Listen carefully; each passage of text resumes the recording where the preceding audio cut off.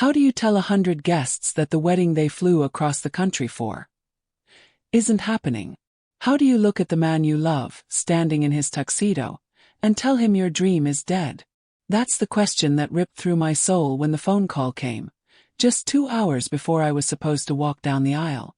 It was the catering manager from Oak and Ember, the fanciest place in our small Vermont town. "Hi Laura," she said, her voice cheerful. "Just calling to do a final check-in for next week's event. We are so excited." My heart stopped. My blood turned to ice. "Next week," I whispered, my hand shaking so hard the phone almost slipped. "The wedding is today." There was a long, terrible silence on the other end. "Oh, honey," the woman finally said, her voice full of pity.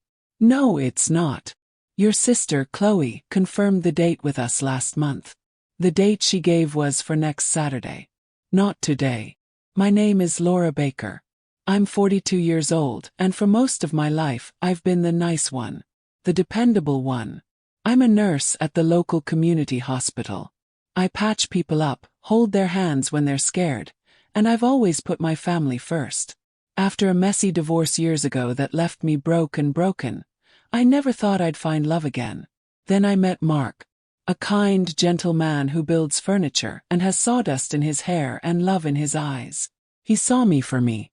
This wedding wasn't just a party. It was my second chance. It was proof that after all the pain, I was finally going to get my happily ever after. But someone had just stolen it from me. Before I tell you how this nightmare really began and how I fought back, I need to ask you for something. If you have ever felt overlooked, betrayed, or like your kindness was taken for weakness, please, I'm begging you, just tap that subscribe button below. Knowing that you're here with me, listening to my story, gives me more strength than you can possibly imagine. It makes me feel like I'm not alone in this fight. And trust me, what's coming is a fight you will not want to miss. It gets so much worse. But then, it gets so much better. My younger sister, Chloe, has always been the star of our family. She's beautiful, charming, and successful. While I was cleaning up scraped knees and working double shifts, she was getting promotions and traveling the world. When I told her Mark and I were getting married, she smiled, but her eyes were cold. She insisted on helping with the wedding plans. She said it was her gift to me. She offered to handle the most important vendors, including the caterer. "You're so busy at the hospital, Laura," she'd said, patting my hand. "Let me take care of the details. I want your day to be perfect." I was so grateful, I cried. I thought she was finally being the sister I always wanted. I never imagined that her idea of a perfect day was one where mine was completely destroyed. I stood there in my wedding dress, the phone still pressed to my ear, and my mind started racing. I remembered all the little things. Chloe smirking when I showed her my dress. The way she'd say, "Are you sure you want to spend that much?" About the flowers. It was all clicking into place. This wasn't a mistake. This wasn't an accident. A simple mix-up of dates. Well, my sister, my own flesh and blood, had done this on purpose. She had looked me in the eye day after day, helping me plan a wedding she knew was never going to happen. The cruelty of it was breathtaking. It was a poison dart aimed directly at my heart. I found her in the bridal suite, touching up her makeup, looking perfect in her maid of honor dress. She looked at me in the mirror and smiled. "Ready, big sis?" she asked, her voice like sugar. I felt a rage I had never known before. I walked over, my voice barely a whisper. "Why, Chloe?" She turned around, her smile never fading. "Why what?" she asked innocently. "The caterer. They think the wedding is next week," I said, my voice cracking. "You confirmed it. Why would you do that?" Chloe just shrugged, a tiny, evil little shrug. "Because you don't deserve this, Laura," she said, her voice flat and cold. "You don't deserve a man like Mark. You don't deserve a big, fancy wedding. You were always just the plain, boring one. This is my time to shine, not yours." My world went silent. All I could hear was the ringing in my ears. The woman standing in front of me was not my sister. She was a monster wearing my sister's face. My dream day, my perfect man, my one shot at true happiness. She had tried to burn it all to the ground out of simple, ugly jealousy. Tears streamed down my face, ruining the makeup I had been so excited about. I felt Mark's arms wrap around me from behind. He had heard everything. I could feel his body shaking with anger. My wedding was in ruins. My family was a lie. My heart was broken into a million tiny pieces. It was over. Everything was over. But then, as I stood there drowning in my own tears, a thought sparked in the back of my mind. Tiny, forgotten detail. The name of the caterer. Oak and Ember Catering. I hadn't thought about that name in over 15 years. My sister had made a very big mistake. She thought she was just canceling a party. She had no idea who she was dealing with. She didn't know the history behind that restaurant. And she certainly didn't know who the head chef was. This one single detail, she couldn't have known it, and it was about to change everything. My sister thought she had won. She was about to find out how wrong she was. Please, before I reveal the final, shocking secret of this chapter, I want to feel your support. Tell me in the comments where you are watching this from. Just knowing that there are people in Florida, in Texas, in California, all over the world who are standing with me. It means everything. And I truly believe and pray that for every single person who comments, a wave of good fortune and happiness will find you and your family this week. And if you haven't already, please subscribe. What I'm about to tell you is the twist that turned my day of deepest sorrow into the beginning of the greatest revenge story you have ever heard. With my fiancé holding me tight, I took a deep breath, wiped my tears and picked up my phone again. I dialed the number for Oak and Ember Catering. When the manager answered, I didn't cry. My voice was steady. "I need to speak to your head chef," I said. "It's an emergency." He put me on hold. A moment later, a deep voice I hadn't heard in over a decade came on the line. "This is Julian," he said. A chill went down my spine. "Julian," I said, my voice hard as steel. "This is Laura Baker." There was a sharp intake of breath on the other end. "You owe me," I said. "And I'm calling in my favor." My sister didn't know that the head chef of the best restaurant in the state was my ex-fiancé. The man whose life I once saved. The man who owed me everything. There was a long pause on the other end of the phone. A silence so deep it felt like it stretched across 15 years. Then Julian's voice, thick with an emotion I couldn't name, came through. "Laura," he breathed. "Whatever you need. Tell me what you need, and it's yours." Just hearing him say my name felt strange, like hearing a song from a lifetime ago. I looked over at my sister Chloe. She was watching me, a smug little smile on her face, like she was watching a sad movie and enjoying every minute. She thought I was just calling some poor restaurant manager to cry and beg. She had no idea I was holding a key to a past she knew nothing about. She thought this was the end of my story. But a new chapter was just beginning. Chloe let out a theatrical sigh and rolled her eyes.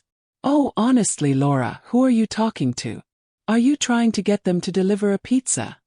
She sneered, turning back to the mirror to admire herself.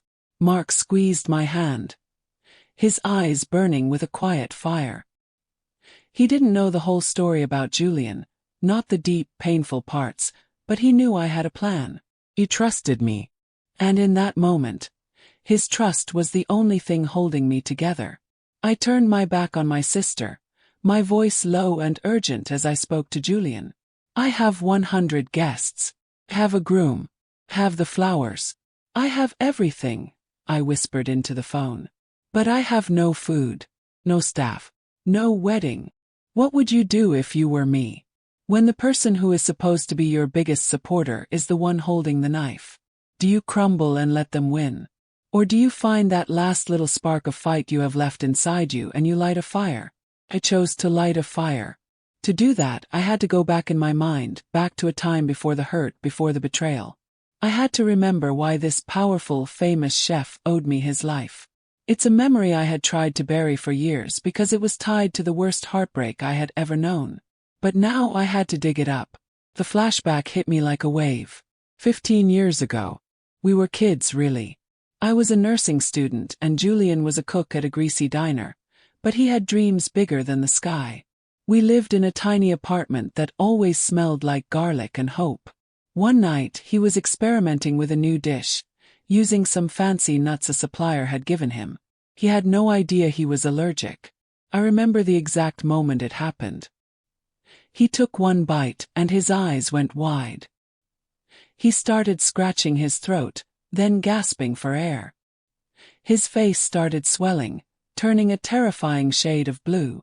He was dying right there on our cheap kitchen floor. There was no time for 911. He would have been gone before they arrived. But I knew what to do. My nursing training kicked in. I grabbed a sharp knife and a hollow pen from a drawer. My hands were shaking, but my mind was clear. I performed a makeshift tracheotomy, right there on the linoleum. I breathed for him until his airway was clear enough. The doctors at the hospital told me later that 30 more seconds, just 30 seconds, and he would have had permanent brain damage or worse. I saved his life that night. He promised me he would spend the rest of it making me happy. It was a promise he would break just 1 year later. My phone buzzed, shaking me back to the present. It was a text from Julian. My entire on-call team is on their way to you. 2 trucks, sous chefs, servers, bartenders. The works. We are bringing the food from tonight's service at my restaurant. The best of the best. Where are you? I showed the text to Mark, and for the first time that day, a real smile broke through his worried face. He kissed my forehead. You are amazing, he whispered. I looked over at Chloe. Her smug smile was gone. Her face was pale with confusion. She could hear the hope in our voices, see the change in our eyes, and she couldn't understand what was happening. Her perfect plan was starting to unravel. But why did Julian and I break up? That was the part of the story that still hurt. A year after I saved him, he was offered a chance to study under a world-famous chef in Paris. It was the opportunity of a lifetime. His big break. He told me he couldn't take me with him. He said he needed to be completely focused. He sat me down in that same kitchen where I had saved his life and told me he had to choose between his dream career and me. He chose the career. He left, and he built an empire on the life I had given back to him. He never called. He never wrote. He just disappeared, leaving me with a broken heart and a story I never told anyone. Chloe saw the shift. She saw the text on my phone and her confusion turned to panic. She immediately got on her phone and called our parents. Mom, you need to get over here. It's a total disaster, she wailed, putting on a fake, crying voice. Laura messed up the catering dates and now she's lying about some other company coming to fix it. She's embarrassing the whole family. She was trying to turn everyone against me, to paint me as the crazy, incompetent sister. She couldn't stand that I might actually pull a rabbit out of a hat. She needed me to fail. Her own happiness seemed to depend on my misery. Mark gently took the phone from my hand. Just tell him the address of the hotel, he said calmly. Then he looked at me, his expression turning serious. The hope in his eyes was suddenly replaced by a huge new problem. A problem so big and so obvious I couldn't believe I hadn't thought of it. Laura, honey, this is a miracle, he said, his voice soft. But Julian's team is coming here. To the hotel. The wedding was supposed to be at the Oak and Ember venue. That place is locked up. It's booked for next week. We have an army of chefs and all the food in the world on the way. But where are we actually going to have the wedding? My heart sank into my stomach. He was right. We were all dressed up with nowhere to go. My beautiful white dress, Mark in his perfect tux, 100 guests waiting for a ceremony that had no location. I looked out the window of the hotel room. Down on the street below, a huge, shiny black truck with the words Julian's Table, painted in gold on the side, was pulling up to the curb. Then another one appeared right behind it. Doors opened and an army of people in crisp white chef coats started climbing out, looking up at the hotel. Had the food. Had the team. But I had no venue. My miracle was about to arrive with no place to go, and Chloe was standing in the corner, a slow, wicked smile returning to her face. She knew it too. I was still going to fail. That smile on Chloe's face was the cruelest thing I had ever seen. It was a smile that said, I won. I broke you. She thought she had me trapped. 100 guests waiting, a world-class catering team ready to cook, and a bride and groom standing in a hotel room with nowhere to go. My own mother was probably on her way, ready to tell me I should have listened to Chloe, that I always mess things up. The walls felt like they were closing in. I could feel a panic attack starting, my breath getting short and tight. It was the end. The final, humiliating nail in the coffin of my happiness. I had been so close, so incredibly close to my dream, only to have it turn to dust in my hands. But then something shifted. Mark, who had been quiet and tense beside me, suddenly let out a small, strange laugh. He looked at me, and the fear in his eyes was replaced by a look of pure, crazy determination. It was the same look he got right before he decided to turn a giant, gnarled piece of oak into a beautiful dining table. What? I whispered, my voice trembling. He grabbed both of my hands, his grip firm and steady. Forget the venue, he said, his voice low and powerful. Forget oak and ember. Forget their fancy tablecloths and chandeliers. That's not us. Chloe snorted from the corner. You have nowhere else to go, she hissed. Mark looked right at her, his eyes like steel. Oh yes we do, he said. We're having the wedding at my workshop. For a second I thought he was joking. His workshop. It was a huge, beautiful old barn on the edge of town, but it was a workspace. It smelled of sawdust and wood varnish. It was filled with giant saws, stacks of lumber, and half-finished furniture. It was the last place on earth you'd think of for a wedding. Mark, are you crazy? I asked, even as a tiny spark of hope flickered inside me. We can't. It's a mess. There are no tables, no chairs for the guests. He cut me off with a gentle smile. Laura, I build tables and chairs for a living, he said simply. And we have an army of professionals downstairs who can make anything look beautiful. He was right. It was an insane idea. A wild, impossible gamble. And in that moment, I loved him more than I ever had in my life. Just then, the door to the hotel room burst open. It was my parents. My mother's face was a storm cloud of worry, and my father looked lost. Chloe immediately ran to them. See, Mum. I told you. It's a complete catastrophe. She's talking about getting married in a dusty old barn now. My mother looked at me, her eyes filled with disappointment. Laura, please, she begged. Just postpone it. Don't make a bigger fool of yourself. This is so embarrassing. Her words were like slaps to the face. Not, are you okay? Not, how can we help? A shame. She had already chosen her side. She had chosen the daughter who looked good on the outside over the one who had a good heart. This was it. This was the moment that would define the rest of my life.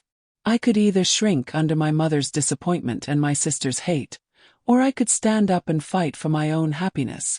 I looked at my mother, the woman whose approval I had craved my entire life, and I felt a sad, final click inside my heart.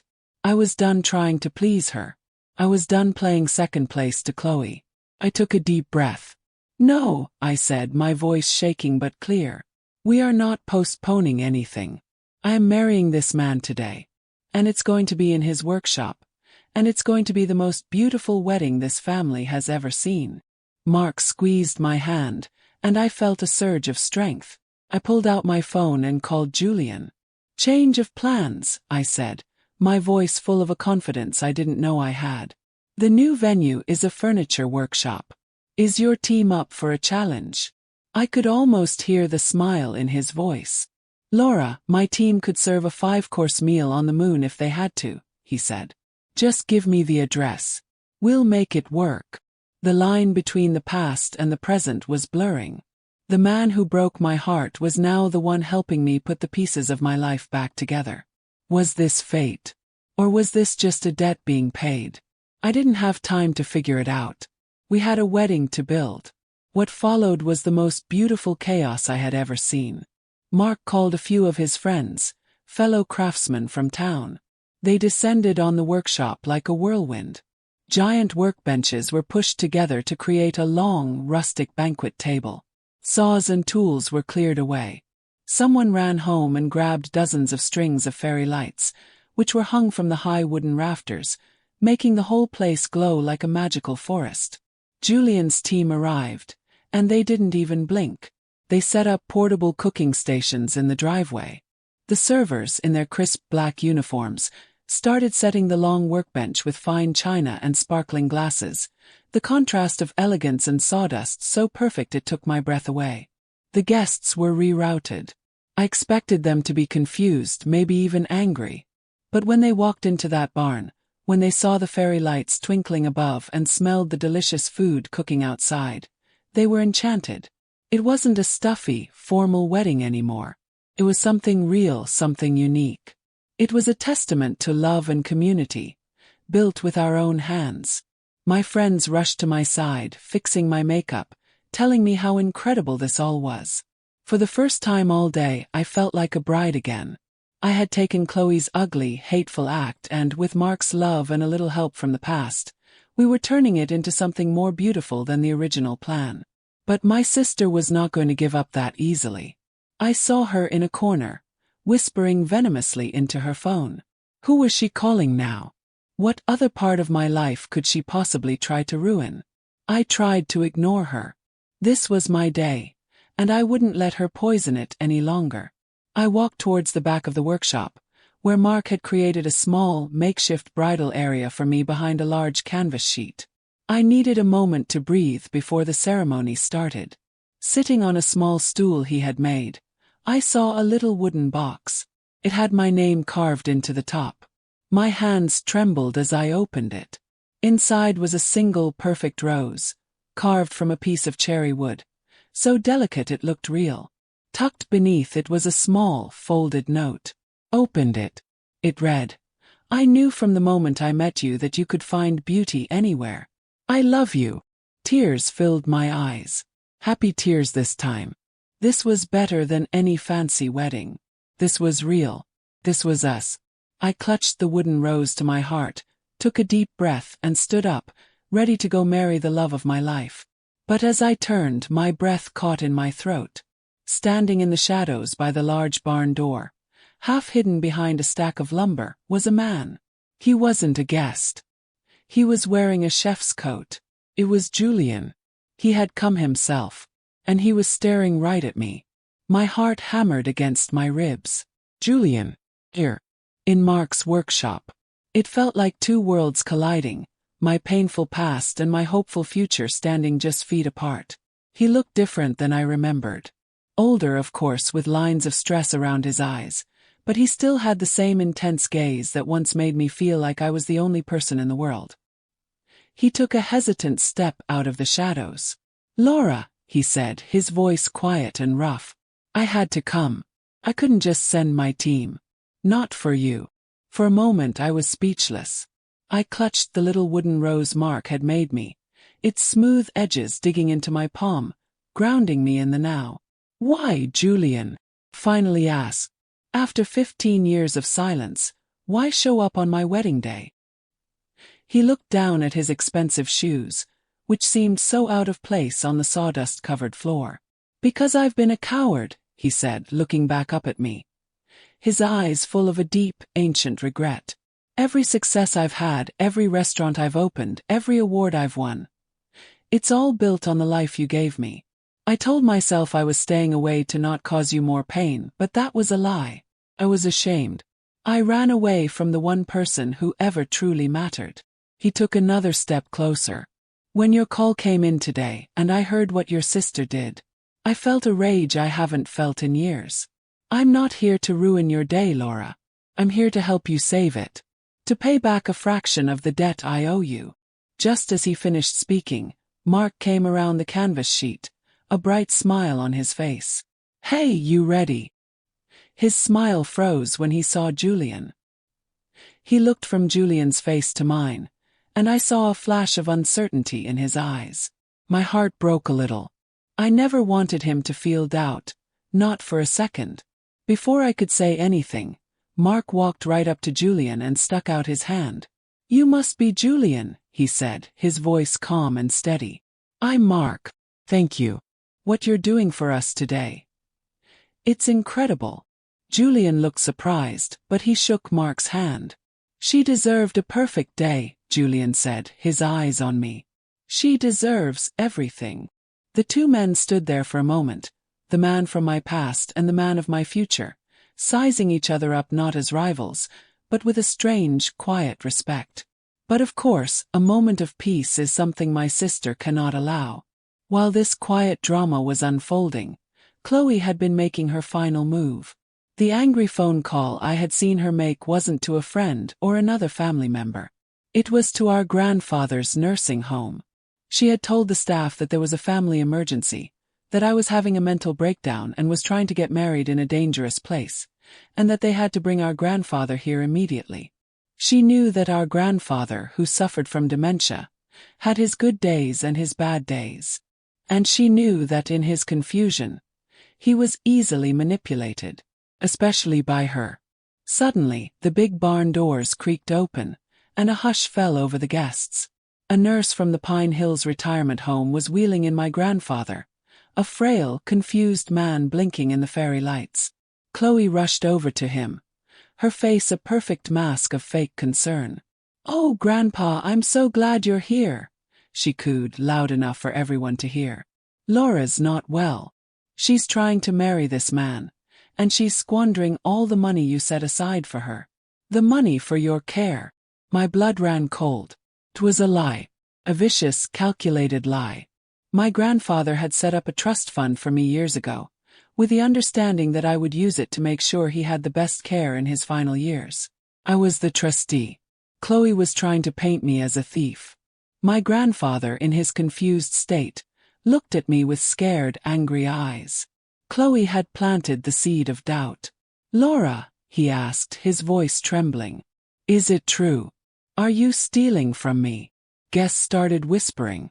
My mother looked horrified, covering her mouth with her hand. This was Chloe's masterpiece.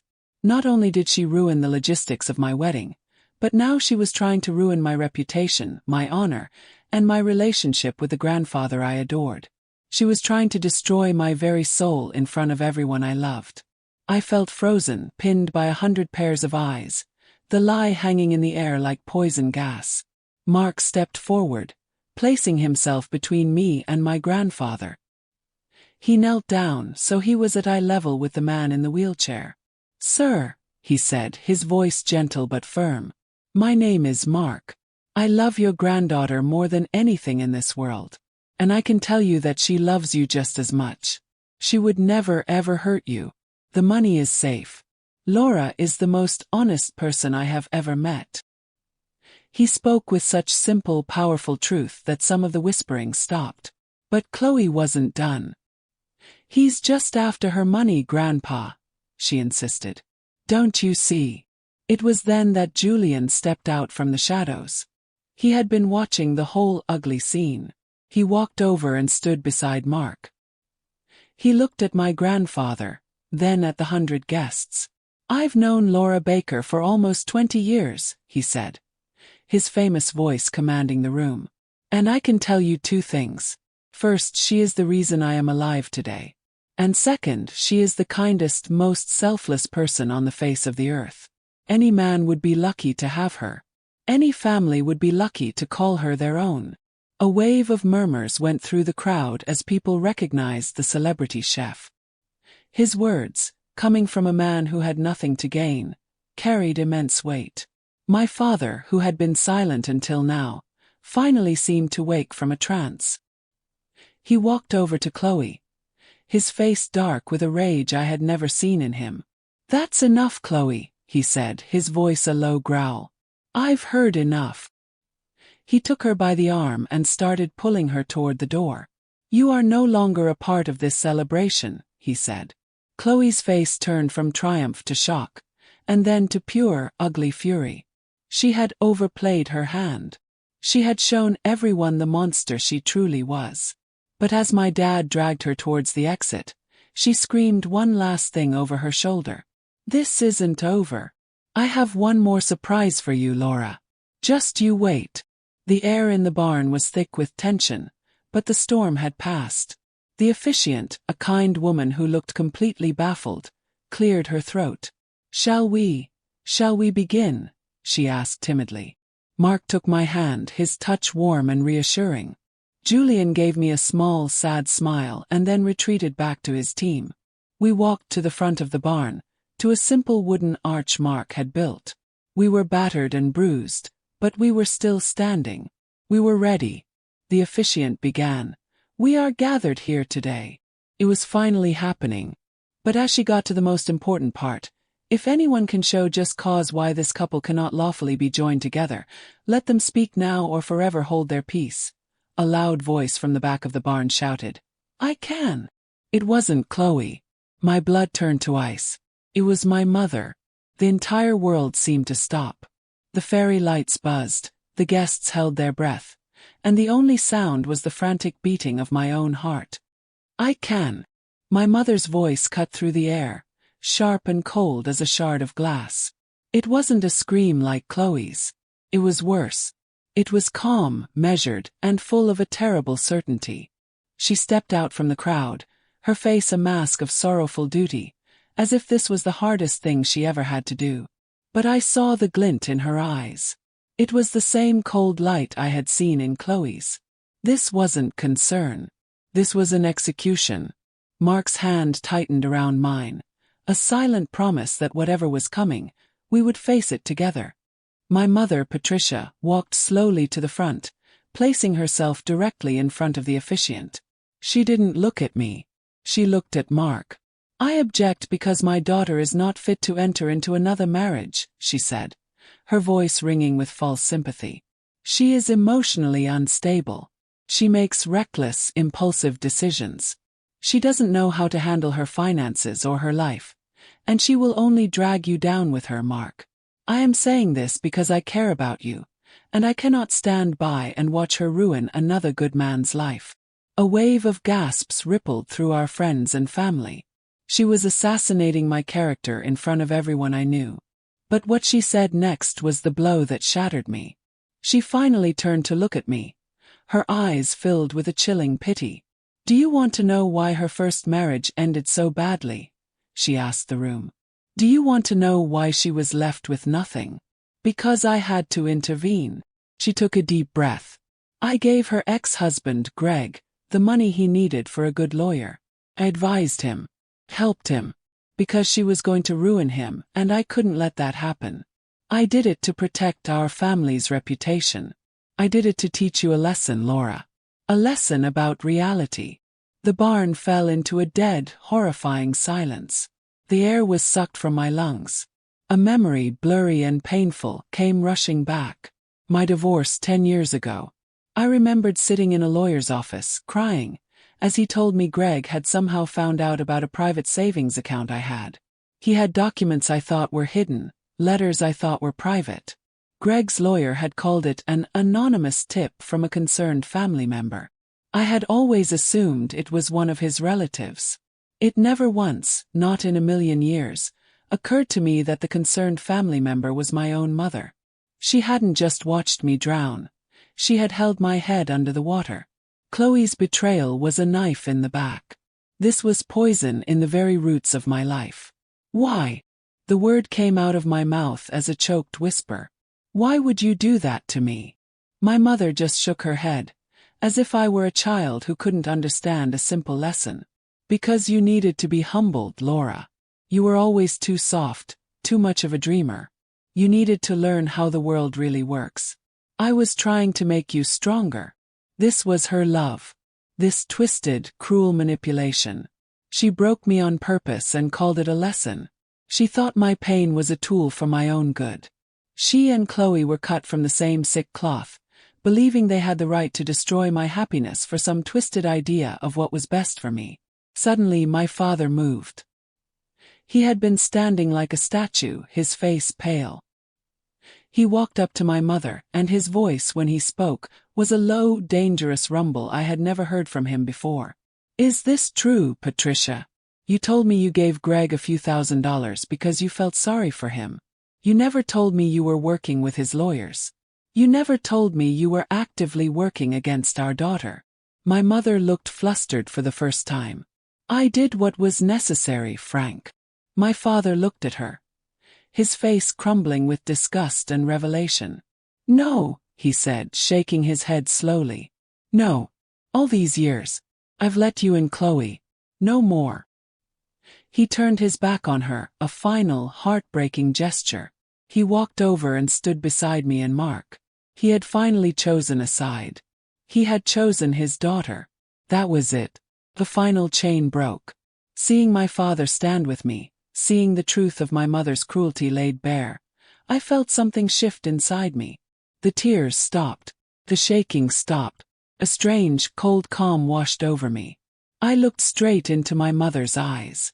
You didn't make me stronger, I said, my voice clear and steady, echoing in the silent barn. You just showed me what true weakness looks like.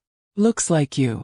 It looks like a person so scared of their own child's happiness that they have to burn it to the ground. I took a step closer to her. You will not have that power over me anymore. Not today. Not ever again. I turned away from her, leaving her standing there, exposed and alone. I looked at the stunned officiant. Please, I said, my voice ringing with a newfound power. Continue. The officiant, bless her heart, blinked a few times and then found her place in her little book. The ceremony resumed. Mark's hands found mine, and they were my anchor in the storm. We turned to face each other, and in his eyes, I saw nothing but love and pride. We blocked out the whispers, my mother's stony face, and the wreckage of my family. In that moment there was only us. We said our vows, simple and true, our voices the only sound in a room still heavy with shock. As Mark slid the simple gold band onto my finger, a perfect fit, I felt a tremor of pure joy. We had done it. We had weathered the hurricane. I was his wife. He was my husband. But as the officiant said the words, "You may now kiss the bride," my eyes flickered past Mark's shoulder to the open barn doors. Standing just outside, half hidden in the afternoon light, was Chloe. My father hadn't gotten her to leave after all. She wasn't screaming or crying. She was just standing there on her phone with a calm, terrifying smile on her face. A chill went down my spine. The final surprise she had promised. What had she done now? Mark pulled me into a kiss, and the crowd, recovering from the shock, erupted into cheers. For one perfect, beautiful second, everything was right in the world. I was married to the man I loved. But as I pulled back from the kiss, still holding on to Mark, I followed Chloe's gaze. She wasn't looking at me. She was looking at someone who had just walked up to the entrance of the barn. My smile died on my lips. My blood turned to ice. It wasn't the police. It wasn't a lawyer. It was a man I hadn't seen in 10 years. A man with a cruel smile and dead eyes that haunted my nightmares. It was Greg, my abusive ex-husband. And he was walking right toward us. The cheers died in the air. The joy from our first kiss as husband and wife evaporated like a ghost. Standing in the doorway of the barn was Greg, my ex-husband, the man who had spent 5 years telling me I was worthless, stupid, and unlovable. The man whose voice in my head I had fought for a decade to silence. He was older, his hair thinner, but his eyes were the same. They were like a shark's eyes, empty and hungry. A cold wave of fear washed over me, so powerful it made my knees weak. My body remembered him before my mind did. My shoulders tensed, ready for a blow. My breath caught in my chest, waiting for the yelling to start. This was Chloe's final surprise. She hadn't just brought a knife to my wedding. She had brought a demon from my past. Chloe stood near the entrance, her arms crossed, a sickeningly triumphant smile on her face. This was her checkmate. She knew Greg was my deepest wound, the one that had never truly healed. She had found him, called him, and invited him here to finish the job she and my mother had started. To break me so completely that I could never be put back together. Greg took a slow step into the barn, his eyes scanning the crowd, enjoying the horrified silence. He was a performer and this was his stage. He looked at the beautiful food, the fairy lights, the simple wooden arch. Then his dead eyes landed on me. "Well, well, Laura," he said, his voice a familiar, mocking drawl. "Look at you. Playing house again." Mark stepped in front of me, shielding me with his body. I could feel the anger rolling off him in waves, but his voice was perfectly calm. "You need to leave," he said. It wasn't a request. It was a command. Greg just laughed, a short, ugly sound. "I don't think so," he said, holding up a piece of paper. "See, Chloe was kind enough to inform me that my dear ex-wife was coming into some money. My grandfather-in-law's money, to be specific. Since our divorce settlement was based on her having no assets, I believe I'm owed a little something for all the pain and suffering she put me through." The lie was so bold, so ridiculous, it was almost brilliant. He was trying to extort me in front of my entire family. My mother, Patricia, actually looked shocked. This was clearly not part of her plan. She had wanted to humiliate me, not invite a criminal into the family. She looked at Chloe, her expression horrified, but Chloe just gave her a tiny shrug as if to say, "This is what it takes to win." Greg took another step, his eyes locking on my grandfather, who was looking confused and scared. "You see, sir," Greg said, his voice dripping with fake politeness, "Laura has a history of being unstable with money. She almost bankrupted me. I'm just here to make sure she doesn't do the same thing to you." It was the exact same lie my mother had told, now weaponized by the man who had abused me. They were a team. My mother, my sister, and my ex-husband. The three people who had hurt me most in the world. But this time was different. I wasn't the scared, broken woman I was 10 years ago. I had Mark, had my father, and I had a truth they didn't know about. Before I could speak, however, another voice cut through the tension. "You never had any money for her to take, Greg." Julian stepped forward from beside the catering tables. His chef's coat was unbuttoned, and his sleeves were rolled up. He looked calm, but his eyes were blazing. Greg's smug smile faltered. He clearly recognized Julian, and he did not look happy to see him. "What are you doing here, pretty boy?" Greg sneered. "Come to cook for your replacement." Julian ignored the insult. He walked until he was standing right between Greg and my family. He looked at Greg, but he spoke to the whole room. "I was there in the last year before I left for Paris," Julian said, his voice clear and strong. "I was their friend. I saw things. I saw Laura working double shifts at the hospital to pay their rent, while Greg here was between jobs for 6 months. I saw the bruises on her arms she tried to hide with long sleeves, even in the summer." Gasps filled the room. My own father looked at me, his face a picture of agony, as if he was just realizing how much he had missed, how much he hadn't protected me from. "And I saw where the money really went," Julian continued, his voice dropping low. "One night I came over to drop something off. Greg thought Laura was at work. I walked in and found him at the kitchen table with his laptop open. He was on an online poker site. He had lost their entire month's rent. I saw the statements. He was thousands of dollars in debt. He begged me not to tell Laura. He swore he would stop. I made a mistake. I kept his secret because I didn't want to break her heart. But I kept a copy of those bank statements. I've kept them for 15 years. My jaw dropped.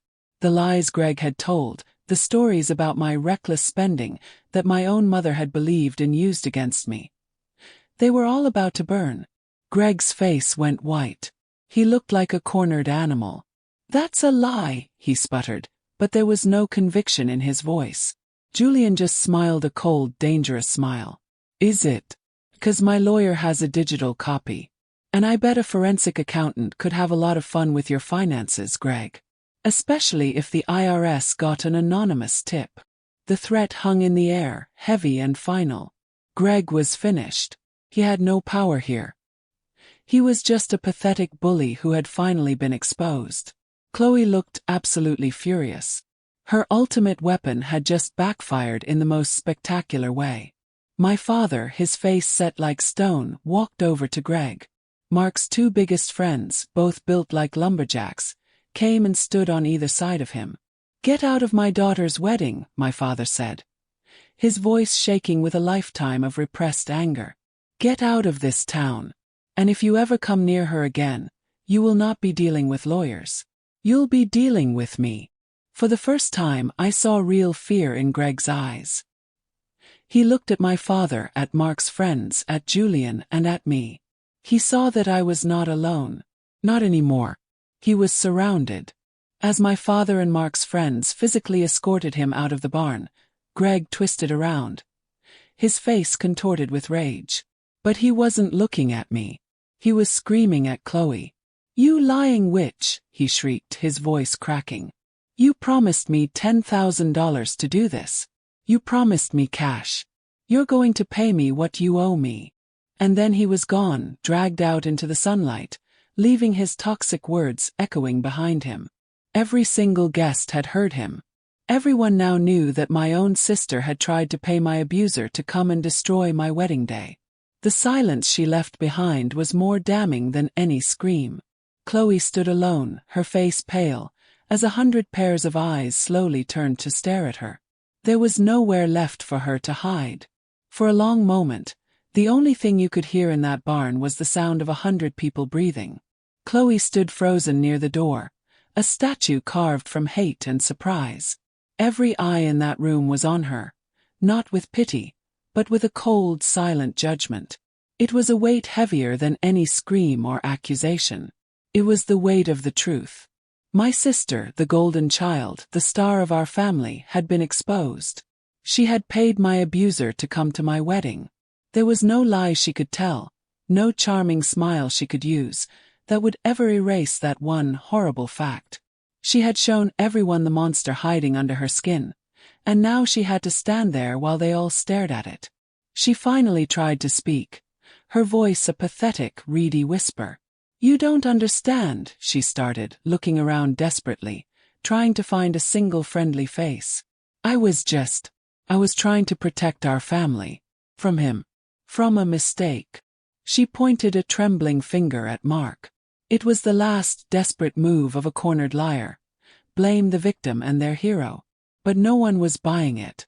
Her words were hollow, pathetic pebbles thrown against a wall of truth. I felt Mark's hand on my back, a silent support, but I knew this was my fight to finish. I gently moved away from him and began to walk toward my sister. With every step I took, I felt stronger. The fear she had always held over me, the little digs, the subtle cruelties, they all felt like cobwebs now, and I was walking right through them. I stopped a few feet in front of her. I didn't raise my voice. I didn't need to. "You told the caterer the wrong date," I said, my voice as cold and clear as ice. "You lied to Grandpa about his money. And you brought a man who hurt me, a man who beat me down until I thought I was nothing to my wedding day. You paid him to come here and destroy me." I looked directly into her eyes, which were finally, for the first time in her life, filled with genuine fear. "Was it worth it, Chloe?" That's when my mother broke. A terrible, ragged sob tore from her throat. She stumbled forward, her face a mess of tears and dawning horror. "Oh God," she cried, looking from Chloe to me. "What have I done? I encouraged this, fed it. I chose the pretty one over the good one. I created a monster." She looked at Chloe, but it was like she was seeing her for the first time. Not as her perfect daughter, but as a reflection of her own worst instincts. She saw the jealousy, the cruelty, the need to control, and she realized it had all started with her. My father walked over to her, but not to comfort her. He looked at her and Chloe, and his face was filled with a deep, profound sadness. "Patricia, I have stood by and let your favoritism poison this family for 40 years, my father said, his voice heavy with the weight of his silence. "I saw how you treated Laura. I saw how you spoiled Chloe. I told myself it was just mothers and daughters. I was wrong. I was a coward." He took a deep breath, and it felt like the whole barn was holding its breath with him. He looked at my mother and my sister, a single unit of toxicity. "As of this moment," he said, his voice cracking with pain but firm with resolve, "you are no longer welcome in my home. I am your husband and your father, but I will not be your accomplice. You need to leave. Both of you." The finality in his voice was absolute. This wasn't a temporary punishment. This was an amputation. My mother looked at him, her mouth opening and closing, but no words came out. Chloe just stared, her face a blank mask of shock. The game was over, and she had lost everything. My father turned and nodded to two of his brothers, my uncles. They walked over and stood silently by the door. There was no more arguing to be done. My mother, looking like a ghost, took Chloe's arm. And together, in a silence that was louder than all the shouting before it, they walked out of the barn. Out of my wedding. Out of my life. A heavy, awkward silence fell over the room. Our guests had just witnessed the complete collapse of a family. They didn't know where to look or what to say. My perfect, handmade wedding felt like it was teetering on the edge of becoming a wake. But then Mark stepped forward. He took the microphone from the shocked officiant. "Hi everyone," he said, his voice warm and steady. "I know that was a lot, and I want to thank you all for staying, for being here for us." He looked at me, his eyes full of so much love it made my heart ache in the best possible way. Today was about tearing down something old and rotten to build something new, strong and beautiful. And that's exactly what we've done. I have the most incredible wife in the world. He raised his glass. "So please," he said, his smile lighting up the whole barn. "Eat, drink and celebrate with us. Because love won today." And just like that the spell was broken. A cheer went up from the crowd. The band, who had been hiding in a corner, nervously started playing a cheerful song. Julian's team, with perfect timing, began bringing out trays of the most amazing-looking food. Laughter started to fill the space where the hate had just been. We had done it. We had taken the ugliest day and refused to let it die.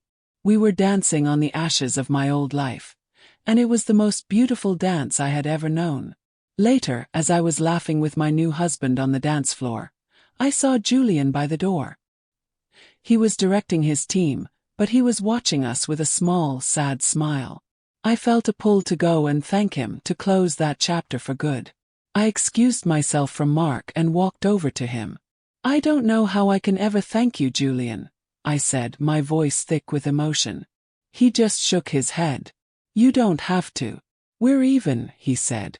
"Be happy, Laura. You've earned it more than anyone I know." He then pressed a thick, white envelope into my hand. It just had my name on it in his familiar handwriting. "What is this?" I asked, confused. He gave me a mysterious look.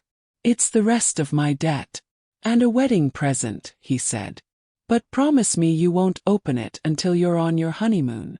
Promise me you'll just enjoy this night." He started to turn to leave, but then he paused and looked back at me, his expression serious. "And one more thing," he said, his voice dropping to a whisper. "Be careful. People like your sister and your mother. They don't just disappear. They regroup." And with that final chilling warning, he was gone, leaving me standing in the warm glow of my wedding reception, a party born from a disaster, holding a mysterious envelope that promised a future I couldn't even begin to imagine. 1 month later, the world was quiet. The shouting and the tears of my wedding day felt like a scene from a movie I had watched a long time ago. Mark and I were on our honeymoon, tucked away in a small cabin nestled in the Blue Ridge Mountains. The air smelled of pine needles and rain, and the only sound was the crackling of the fire in the stone fireplace. We spent our days hiking and our nights talking, truly talking, for the first time without the shadow of my family hanging over us. I felt a peace I hadn't realized was even possible. Felt safe. I was married to a good man, and for the first time in my life, I felt completely and utterly free. But freedom, I was about to learn, isn't something you are given. Something you have to fight to keep. On our last night, as we sat by the fire, Mark pointed to the thick white envelope sitting on the mantelpiece. Julian's envelope. We had intentionally saved it for last, a final mystery from that chaotic day. Ready to see what the celebrity chef considers a good wedding present. Mark asked, his voice light and teasing. I smiled, but a knot of nervousness tightened in my stomach. Picked it up. Felt heavy, important. My hands trembled slightly as I broke the wax seal. Inside there were two things. A small silver USB drive and a certified check, folded so I couldn't see the amount. A short, handwritten note was clipped to the check. I read the note aloud, my voice barely a whisper. Laura, I had my lawyer look into Greg when he showed up. It turns out it was worse than I thought. My blood ran cold. The note continued. On this drive you'll find proof. Proof that Chloe didn't just meet Greg recently. She was in contact with him 10 years ago during your divorce. She helped him hide his gambling debts and create a fake story about your spending. She fed him the information that my mother then paid a lawyer to use against you. This wasn't a new betrayal, Laura. It's a very, very old one. I felt the air leave my body. This whole time, for a decade, I thought Chloe's jealousy was recent. But she had been working to ruin me since the very beginning. My hands were shaking so badly I could barely unfold the check. Mark gently took it from me and opened it. His eyes went wide. He didn't say anything. He just handed it to me. I looked down at the number. It was for $500,000. I couldn't comprehend it. It was more money than I had ever seen in my life. Pinned to the back was another small note from Julian. This isn't a gift. The year I left for Paris, I took the money I had saved for our future and invested it in a friend's tech startup. I did it in your name. It's legally yours. I owed you a future, and this is the best I can do. Use it to build a life they can never touch. Tears streamed down my face. It wasn't just money. It was a shield. It was power. Just as I was trying to process the shock, my phone rang, its cheerful tone sounding violent in the quiet cabin. It was my father. His voice was frantic, laced with a panic I hadn't heard since the wedding. Laura, you have to come home. Now. I stood up, my heart pounding. Dad, what's wrong? Is it Grandpa?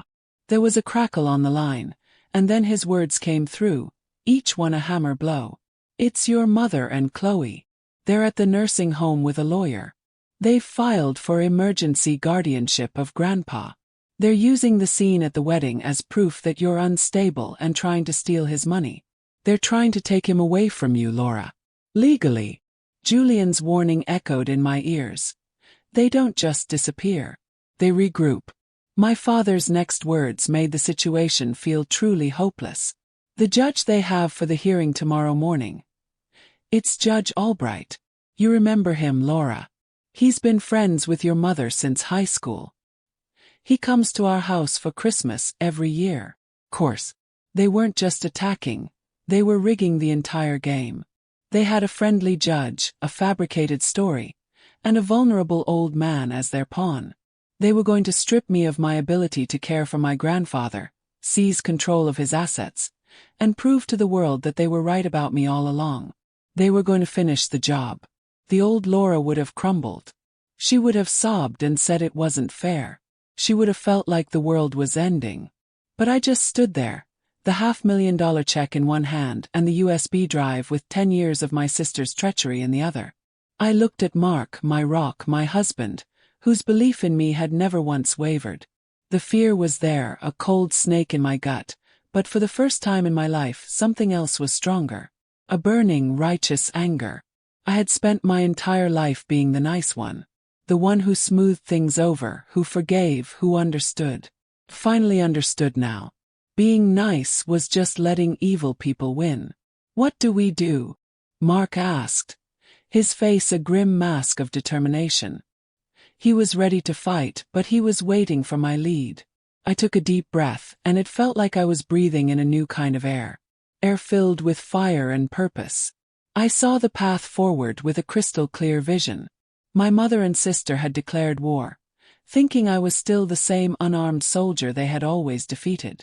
They had no idea I had just been handed a cannon.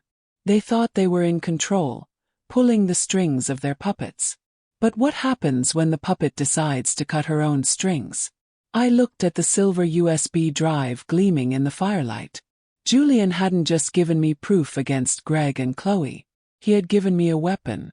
And his note mentioned a lawyer, a good one. He wouldn't use just any lawyer. He would use a shark. A shark who now had all the bait he could ever want. Chloe and my mother thought they were one step ahead. They had no idea I was about to change the entire game. Their plan relied on me being weak, emotional, and broke. I was about to show them I was none of those things. I looked at my husband, a cold, hard smile forming on my lips. It was a smile he had never seen before. It wasn't born of happiness, but of pure, unbending resolve. "We pack," I said, my voice steady and sharp. "We're leaving tonight. But first you're going to make a phone call. I need the best divorce lawyer in the state. No, the best litigation lawyer. Money is no object." I held up the check. "And I'm going to make a call too." He raised an eyebrow. "Who are you calling?" I picked up the USB drive, feeling its weight in my hand. "I'm calling the IRS," I said. "I have an anonymous tip about a decade of financial fraud I'd like to report." The 8-hour drive back from the mountains was a blur of dark highways and steely silence. We didn't talk much. We didn't need to. Every mile we drove was a mile closer to the battlefield. The old Laura would have been crying, terrified of the fight ahead. But a new woman was sitting in that passenger seat. She was cold, she was focused, and she was done being a victim. Mark would glance over at me every so often, a question in his eyes, and I would just nod. He knew. He could feel the shift in me. It was like a switch had been flipped. I wasn't just going to defend my grandfather. I was going to burn their entire rotten world to the ground. The peace of the mountains was gone, replaced by the storm in my heart. We met Arthur Vance, Julian's lawyer, at his downtown office at 7 in the morning. He was an older man in a perfectly tailored suit that probably cost more than my car. He had sharp, intelligent eyes that missed nothing. He didn't offer sympathy or comforting words. He just took the USB drive, plugged it into his laptop, and listened as I told him the entire story, from the ruined wedding to my mother's betrayal during my divorce. He typed silently, his face giving nothing away. When I finished, he just looked at me over the top of his glasses. "Ms. Baker. Now Mrs. Thompson," he corrected himself with a thin smile. "This drive doesn't contain evidence for a family court dispute. This contains evidence of conspiracy to commit fraud, wire fraud, and perjury. These are felonies."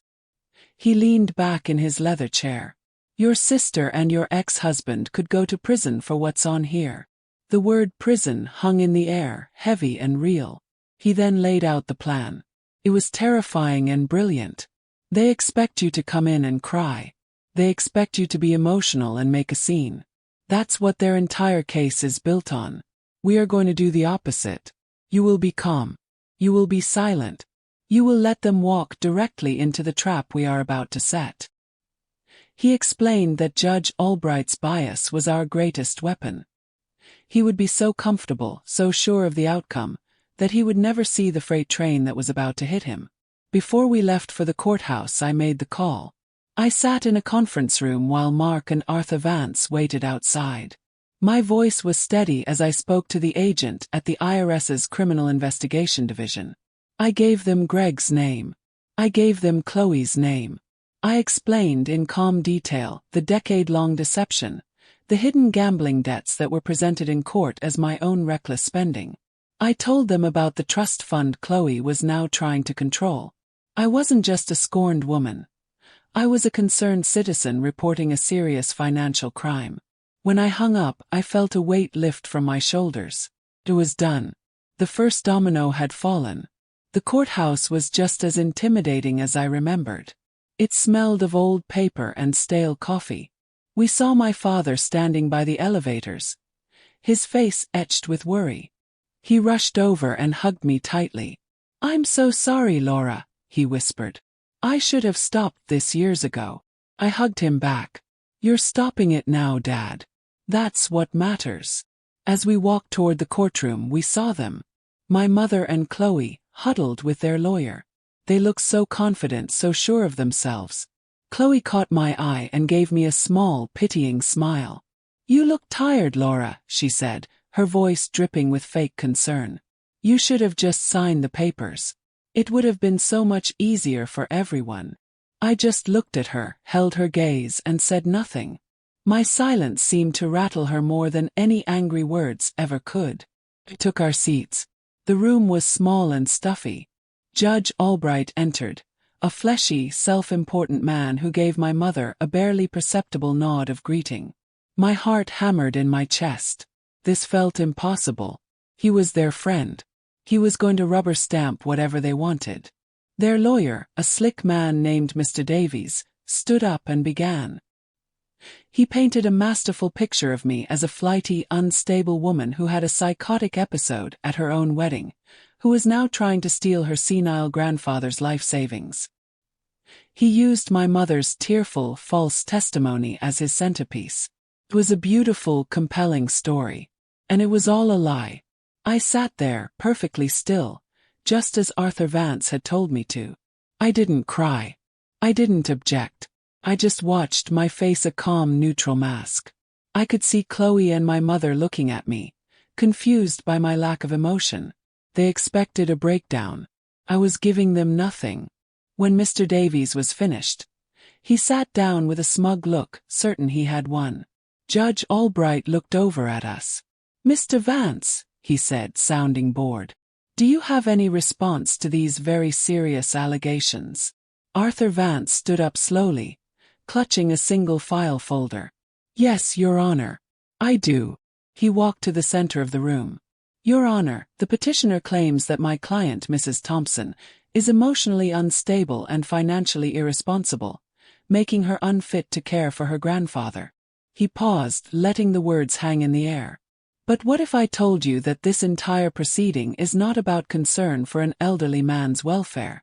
What if I told you it is the final act of a decade-long campaign of fraud and emotional abuse, designed to control and steal not only from my client, but from the very man they claim to be protecting?" Mr. Davies jumped to his feet. "Objection. This is baseless slander." Judge Albright looked annoyed. "Mr. Vance, do you have any proof of these wild claims? Or are you just wasting the court's time?" Arthur Vance gave the thinnest of smiles. "Proof," he said softly. "Oh yes, I have proof." He turned to the bailiff. "Your Honor, the defense would like to call a surprise witness. A witness who can speak directly to the financial history and character of both my client and her sister, Ms. Chloe Baker." A confused murmur went through the small courtroom. My mother and Chloe exchanged a puzzled glance. Who could he possibly call? Judge Albright sighed, looking at his watch. Fine. Let's get this over with. Who is your witness, Mr. Vance?" Arthur Vance's smile widened. He turned and looked directly at Chloe, whose face had gone pale with a sudden dawning dread. "The defense calls Mr. Gregory Thorne to the stand." Chloe let out a small, strangled gasp. My mother's jaw dropped. Their lawyer looked completely blindsided. The judge stared, confused. Greg. My ex-husband. The man they thought was their secret weapon. Why in God's name would my lawyer be calling him to testify? The trap had just sprung.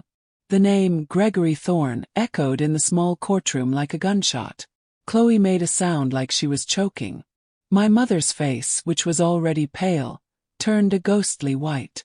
Judge Albright stared at my lawyer, Mr. Vance, as if he had grown a second head. This was not in the script. This was impossible. Greg was their secret weapon, the final nail they were going to hammer into my coffin. They couldn't understand why he was here for me. They had no idea that while they were playing checkers, my team had been setting up a chessboard. And they had just walked their king right into our trap. It was the most terrifying and beautiful moment of my life. Greg was sworn in, and he looked nothing like the confident bully from my wedding. He looked small, scared, and his hands trembled as he sat in the witness chair. Mr. Vance began calmly. "Mr. Thorne, were you contacted yesterday by agents from the Internal Revenue Service's Criminal Investigation Division?" Greg swallowed hard and nodded. "Yes," he croaked. Mr. Vance continued. And were you informed that you are the subject of a federal investigation into a decade of tax fraud and perjury, based on evidence provided by my client? Greg nodded again, not even looking at Chloe. Yes. Mr. Vance had offered him a deal. Tell the absolute truth here in this courtroom, and he would recommend leniency to the federal prosecutor. Lie, and he would go to prison for a very, very long time. And so, the truth came pouring out. With a few simple questions from Mr. Vance, Greg told the whole, ugly story. He read from printed-out emails and text messages from the USB drive. He showed the court how Chloe had first contacted him during my divorce, helping him hide his gambling addiction and invent my spending problem. He explained how she had paid him $5,000 back then, and promised him another $10,000 to crash my wedding. He admitted, under oath, that my mother had been in on the plan to ruin me financially in the divorce. He told the court that Chloe's plan was to get control of my grandfather's money and then cut Greg in for a larger share later. It was all there. A detailed, disgusting map of their evil. That's when Chloe finally broke. Her perfect, pretty mask shattered into a million pieces. She jumped to her feet, her face twisted with a rage so ugly it barely looked human. "You snake! You lying rat!" she shrieked at Greg. "I'll kill you!" She then turned on me. "And you were always a pathetic little goody-goody. You never deserved any of it." She was confessing right there in open court, her own hate condemning her more than any evidence could. My mother just sat there, shrunken and old, weeping silently. She wasn't weeping for me. She was weeping for herself, for the perfect life that was now burning down around her. Judge Albright, their friend, looked like he had been slapped. He was a judge. He could ignore family drama, but he could not ignore confessed felonies and an active federal investigation mentioned in his courtroom. The color drained from his face as he realized he was tied to this sinking ship. He banged his gavel, his voice suddenly loud and angry. "This hearing is over. The petition for guardianship is dismissed with extreme prejudice." He glared at my mother and Chloe. "And I suggest you find yourselves very good criminal lawyers. Immediately." He slammed his gavel down one last time and practically ran from the room, his career flashing before his eyes. We walked out of the courtroom into the sterile hallway. My father was holding my hand on one side, and my husband was holding my hand on the other. And waiting for us, standing near the elevators, were two people in plain business suits, a man and a woman. They had quiet, watchful eyes. They approached my mother and Chloe. "Ms. Baker." "Mrs. Baker," the woman said calmly. "We're from the IRS. We need you to come with us. There are just a few questions we need to ask you." There were no sirens, no handcuffs. Just a quiet, polite, and absolutely terrifying end to their reign. I watched them be led away, two ghosts being escorted to their own personal hell. Felt no joy. Just a deep, quiet, and final sense of peace. 6 months later, life was a different color. Julian's money, which I now called my Freedom Fund, was put to good use. We hired the best in-home nurse for Grandpa, a kind woman named Sarah. He was back in his own house, surrounded by his memories, and he was happier than I had seen him in years. My father, now living alone, sold the big, empty house and bought a smaller one near us. He and Mark spent their weekends building a beautiful garden in the backyard for Grandpa to sit in. We were healing. We were slowly, carefully, building a new family on the ruins of the old one. A family built on love and truth, not on secrets and lies. Mark and I bought a small piece of land just outside of town. The money from Julian was a shield, but the future we were building was our own. Mark was drawing up plans for a new workshop and a small house next to it. One afternoon, I went to visit him at the old barn, the place where our new life had really begun. He was standing in a pool of sunlight, sanding a piece of wood. It was a beautiful, curving piece of cherry. "What's that for?" I asked, wrapping my arms around him from behind. He smiled and turned, putting his hand gently on my stomach. "It's the headboard for a crib," he said softly. My heart felt like it was going to burst. My life was not the one I had planned. It was messy, and it was born from pain and betrayal. But it was real. And it was mine. Chloe had tried to give me the wrong date for my wedding, but in the end, she had given me the right date for the rest of my life. It was the day I stopped being a victim. It was the day I learned to fight. It was the day I truly became free. If my story has touched you, if it gave you hope or made you cheer, then I am asking you from the bottom of my heart, please show your support. Please hit that like button. Share this video with someone who needs to be reminded of their own strength, and please subscribe to this channel. Your support sends a message that kindness is not weakness, and the truth will always, always win. I stood there in the barn with my husband, my hand over his on my belly, feeling the first tiny flutter of a new life. The sun streamed through the high windows, illuminating the dancing dust motes, making them look like tiny, sparkling stars. I had been through the fire, and I had walked out the other side. Not unscathed, but stronger. And I knew, with a certainty that settled deep in my bones, that no matter what came next, we would face it together. We would build our home, we would build our family, and we would build a life so full of love that it would leave no room for shadows. This was not just a happy ending. It was a beautiful beginning.